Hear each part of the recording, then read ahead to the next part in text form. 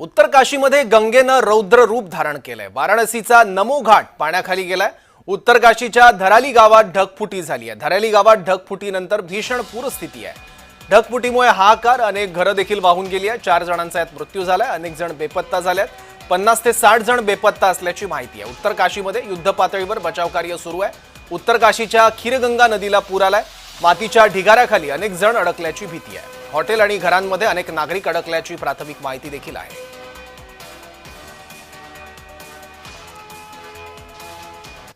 बादल फटने की अभी सूचना आई है और बहुत तेज गति से मलबा आया है पानी के साथ।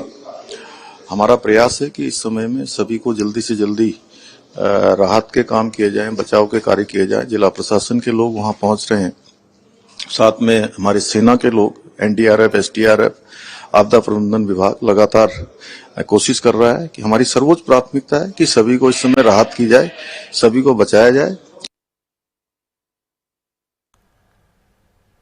उत्तराखंडमधल्या ढगफुटीची दृश्य अत्यंत कमी वेळात मोठ्या प्रमाणात पाऊस या सगळ्या डोंगराळ भागात झाला आणि त्यानंतर डोंगरावरून पाण्याचे लोट आले, ज्यामध्ये काही घरं सुद्धा वाहून गेली आहेत।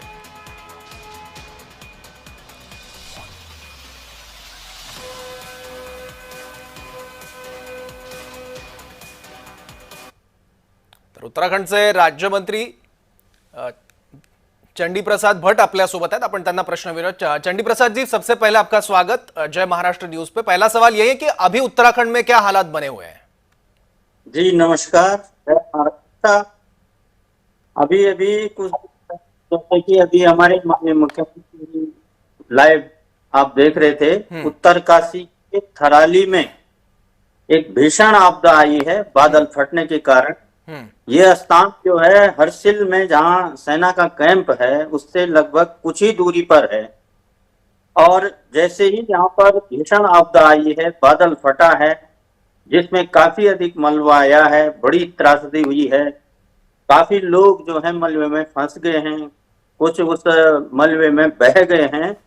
उनके निकालने का काम जो है वहां पर सरकार, सेना और प्रशासन युद्ध स्तर पर जो है राहत और बचाव कार्य में जुटा है।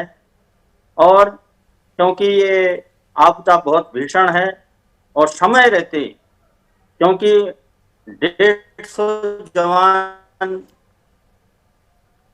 आर्मी के तत्काल में वहां एकदम सूचना मिलते ही वहां पहुंच गए थे, तो बड़ी संख्या में वहां पर जो है राहत और बचाव कार्य की आसानी सेना की वजह से रहेगी।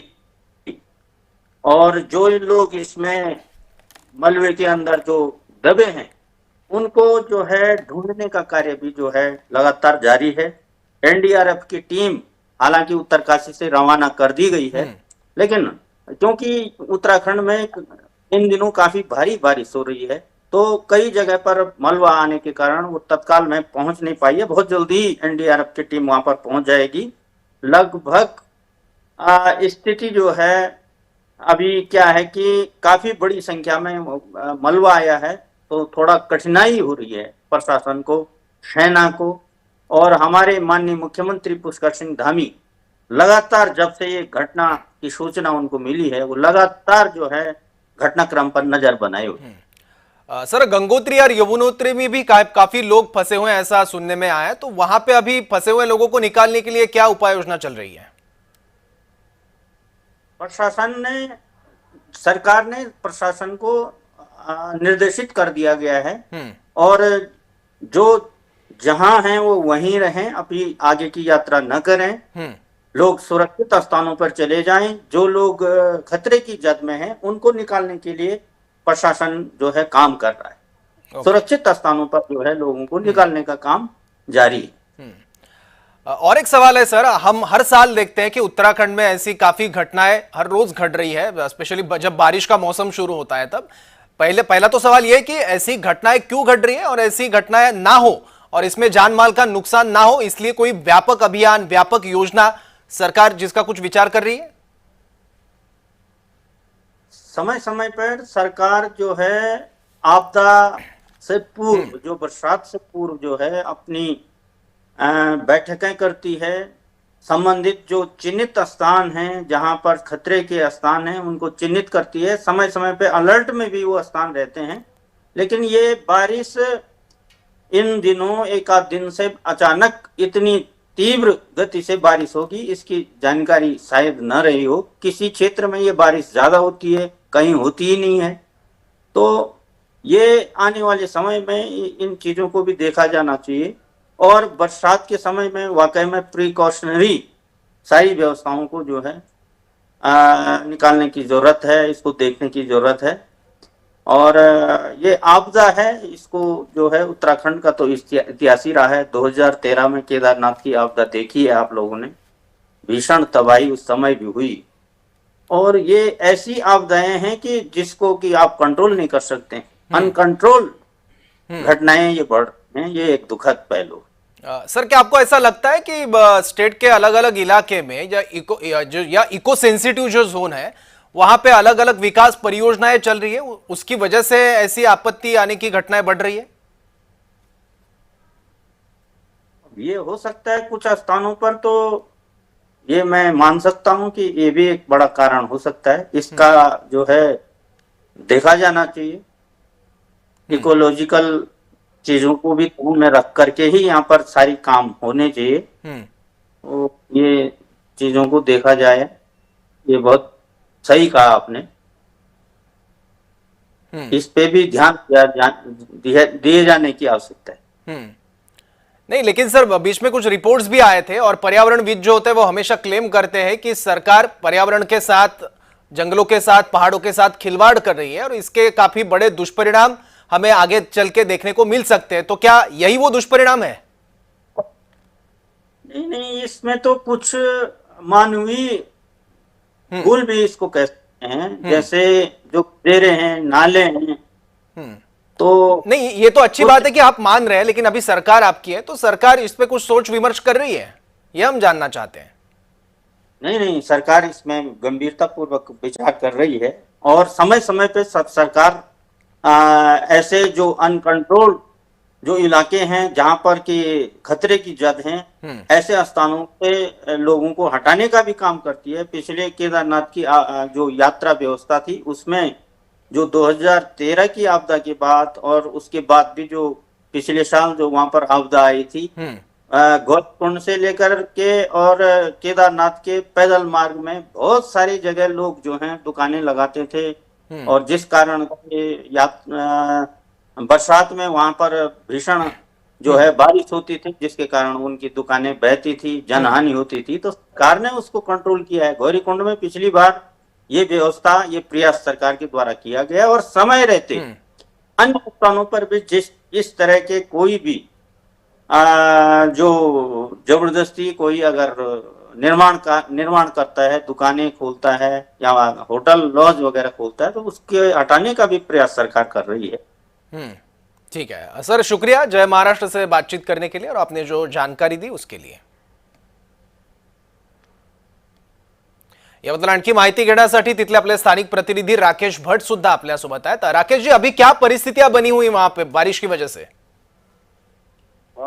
आज बड़ा दुखद ये इंसिडेंट हुआ है उत्तराखंड के अंदर और उत्तरकाशी में 2 स्पॉट पे ये भीषण आपदा हुई है। तो आर्मी कैंप की तरफ का ये क्लाउड बस्ट बता रहे हैं और ये जो दराली एक जगह है जिसमें एक जो लोकल रिवर है जो खीर गंगा कहते हैं, इसमें अचानक क्लाउड बस्ट हुआ और पूरा बाजार जो वहां पर था उसका पूरा भूगोल ही बदल गया है। और इस तरह से उसके विजुअल्स हम देख रहे हैं, वो बड़े खतरनाक है। ऐसा लगता है कि जो केदारनाथ आपदा 2013 जो हुई थी, ये उसका दोहराव हो रहा है। उसके मतलब इस स्तर की एक आपदा लग रही है। तो ये उत्तराखंड के फ्यूचर के लिए बड़ा, मैं समझता हूँ कि अगर इसी तरह ये आपदाओं का क्रम रहेगा तो ये बड़ा खतरनाक है पहाड़ों के लिए, खासतौर से उत्तराखंड के लिए। ठीक है राकेश जी, शुक्रिया इस जानकारी के लिए। 50 ते 60 जण बेपत्ता झाले असल्याची देखील माहिती आहे। उत्तराखंडमध्ये उत्तरकाशीमध्ये गंगेनं रौद्र रूप धारण केलंय। याबद्दल आणखी माहिती घेण्यासाठी आपले दिल्लीतले प्रतिनिधी निरंजन कुमार सुद्धा आपल्यासोबत आहेत। निरंजन, क्या हालात है अभी पूरे उत्तराखंड में, कितने लोगों को हताहत हुई है? जी देखिए, 4 लोगों की मौत की पुष्टि तो हो चुकी है, लेकिन ये अभी सूचना आ रही है कि कम से कम 20 लोग जो है इस आपदा में उनकी मौत हो चुकी है और कम से कम 50 लोग ऐसे हैं जिनके लापता होने की खबर आ रही है। और देखिए, जिस तरीके की तस्वीर जो हम लोगों ने देखी है उससे कहीं ना कहीं ये अंदाजा लगाया जा सकता है कि जो इससे पहले जो केदारनाथ में जो आपदा आई थी उससे भी उसी तरह की भयावह घटना है ये, और इससे अंदाजा लगा सकते हैं कि वहां के लोगों पर क्या बीत रही होगी। देखिए, कहीं ना कहीं इसके लिए बहुत सारी चीजें हैं जिसके लिए जिसको जिम्मेदार ठहराया जाएगा, क्योंकि इस घटना में जो हादसा भी हुआ है इसमें कम से कम तो दर्जन भर से ज्यादा घर जो है वो खत्म हो चुके हैं, पूरी तरह से नष्ट हो चुके हैं। और कितने लोग मारे गए हैं ये इसकी जानकारी अभी प्रारंभिक है कि 4 लोगों की मौत हुई है, लेकिन जब धीरे धीरे रेस्क्यू ऑपरेशन होगा उसके बाद ये अंदाजा लग पाएगा कि आखिर कितने लोगों की मौत हुई है और कितने लोग जो है उसमें दबे हुए हैं।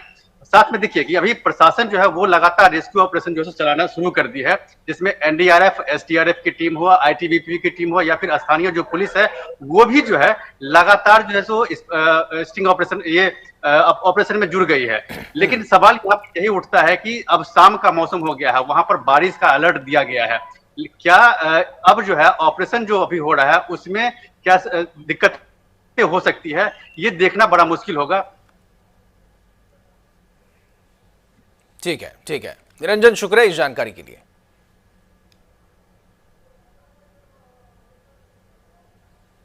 त्या ठिकाणी जे आपले महाराष्ट्रीयन नागरिक हे अडकले असतील त्यांना सर्वतोपरी मदत करण्याची कार्यवाही हे करण्याच्या सूचना दिल्यात। मग त्यांना मेडिकल एडच्या संदर्भामध्ये लागणारी आवश्यकता असेल, त्यांना सुरक्षित स्थळी त्या ठिकाणी पोहोचवण्याचा विषय असेल, किंबहुना त्यांना राज्यामध्ये पुन्हा आणण्याच्या संदर्भातले विषय असेल, या संदर्भातल्या योग्य त्या सूचना या संबंधित विभागाला त्या ठिकाणी देण्यात आलेल्या आहेत।